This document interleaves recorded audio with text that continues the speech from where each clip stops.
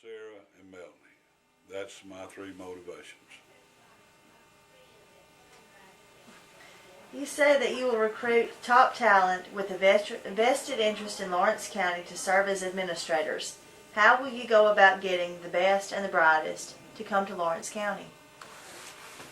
Well, of course, that's always a hard question. You know, the first thing we need to realize that some of our best teachers and administrators are homegrown. We know their backgrounds, and we know their personality, we know their family background, we know what kind of people they really are. And really, I'd rather take a chance with homegrown people before we go outside the system and get some big resume person, because, you know, most of the time, if these people with these big resumes and stuff, if they're coming to Lawrence County, they usually got baggage. And usually, if they're this good, they're going to get a lot more money than Lawrence County can pay them. So I feel like that we need to train and grow our own administrators, because home people tend to love their schools, their communities, so therefore I think that needs to be our main source of recruitment. Lawrence County schools suffer from an image problem that somehow the education here ranges from just barely passable to failing. Do you feel this is a very fair or accurate representation of our schools, and how would you address this if you're superintendent? Okay. Well, I think that's what it is. It's a misconception. You look at graduation rate scores and compare us to any system around us, and we rank way above the other systems, even the city systems, even one of those big consolidated schools, that shows that we must be doing something right. Our biggest problem is that our image is we need to brag about what we've got, and I guess quit whining about what we don't got. That's the only way I know to put it. Pardon the English teachers, I may not use the correct English there, but we need to realize that you know, we as a whole unit teaching from K through 12 are doing some things right, because Alabama has the hardest, the toughest exit exam for seniors than anybody in the nation. And then when you look at that and compare us to other systems, you know, our teachers are doing something right. So what we need to do is quit talking about how pitiful our education is, and let's look at this from the other side. Let's brag about what we're doing right. You know, you talk negative all the time, you're going to get negative results. Let's start talking about the positive things, and that's everybody. You know, we need help from our local newspaper. We need help from our local television stations, and quit pounding on what we're not doing right and what we need to do. You know, we can't live in a dream world. We got to take reality and make it work. So my philosophy was, when I was coaching, is if you tell folks long enough, you know, if you keep telling a bunch of kids they're sorry, and you keep telling teachers that they're doing a pitiful job, and we need to consolidate, and we need to throw them all this because we're not got this, after a while that has a very negative effect on folks. So we need to concentrate on positive thinking, positive input to our teachers, and after a while, guess what? They get to feeling good. The morale gets high, and when the morale gets high, we do a lot better job, and our kids get excited. So I think the biggest thing is we need to start bragging about what we're doing right, and the newspapers and the media need to quit hounding about how pitiful a job our schools are doing. Let's cheer for the teachers and the kids for a while.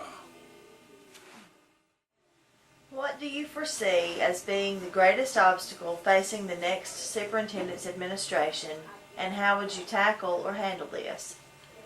Apparently right now our next, the biggest task we're going to face is probably, from what we're seeing on the passing of the state budget, that we're going to be short of some funds. So we're going to have to manage everything in our resources wisely. We're not going to be able to waste anything. We're going to have to get the maximum use out of all of our facilities. We're going to have to get the maximum use out of all of our personnel. And we're going to have to free up some money through attrition and other things that as they come available. And so I think wise management of our resources and wise management of our money over the next couple of years is going to be crucial. We need to get to the point that when the Lawrence County people voted in a 1-cent sales tax about 8 years ago, that money needs to be used for what it was intended to be at that time, and that was to keep everything current. That if we hit proration, that we had this sales tax coming in to offset that, and somehow in the last 8 years, some of this money has been put in other things, and so as the opportunity comes up, we need to free that money and put it back to what it's supposed to be doing. What do you consider to be your greatest accomplishment at your current position? I'm very proud of our transportation system. When I took over 12 years ago, the transportation system was just, I won't say it was down, but it was not the best in the state. But with the help of a great staff I have out there right now, Lawrence County Transportation Department is in the top 10 in the state. And we've done that through a lot of hard work and smart budgeting of our money. We have a grading system now that they started in, let's see, 98 or 99. That the state education department started giving a proficiency rating to transportation department. Well, the first year they done that, only 6 systems in the state got that. Lawrence County was one of those 6.